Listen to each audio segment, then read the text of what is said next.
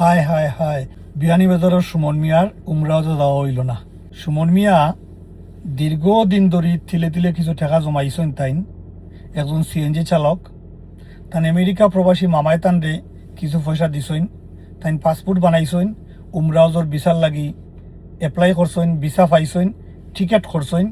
গতকালকে সিলেট ওসমানী আন্তর্জাতিক বিমানবন্দর থেকে তান ফ্লাইট হওয়ার কথা আছিল। ইমিগ্রেশন কর্মকর্তা কইন তোমার পেশা কিতা বলে, আমি সিএনজি চালক।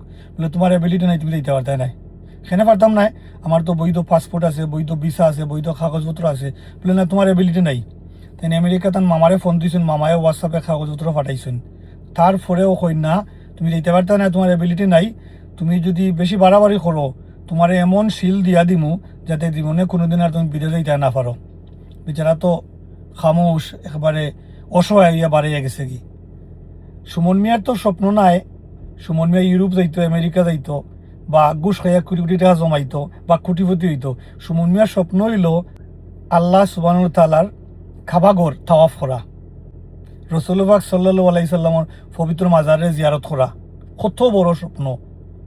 এই স্বপ্নের প্রতি শ্রদ্ধা দেখাইয়া আমি মনে করি ইমিগ্রেশন অফিসারে তাদের যাওয়ার সুযোগ করে দিতে আছিল। এখন আমার দাবি হইল সংশ্লিষ্ট এয়ারপোর্টের কর্তৃপক্ষ, এমপি, মন্ত্রী সহ ধর্মপ্রাণ সকল মুসলমানের কাছে যে সুমন মিয়ারে যাতে অনতি বিলম্বে সৌদি আরব যাওয়ার ব্যবস্থা করে দেওয়া হয়, এবং এই যে দুর্নীতিবাজ কর্মকর্তা, যে জালিম কর্মকর্তা, এই কর্মকর্তার বিরুদ্ধে অনতি বিলম্বে প্রত্যাহার করা হোক তানরে, এবং তার বিরুদ্ধে আইনানুগ ব্যবস্থা নেওয়া হোক। আপনারা মন্তব্য কমেন্টে জানাইবা। ধন্যবাদ।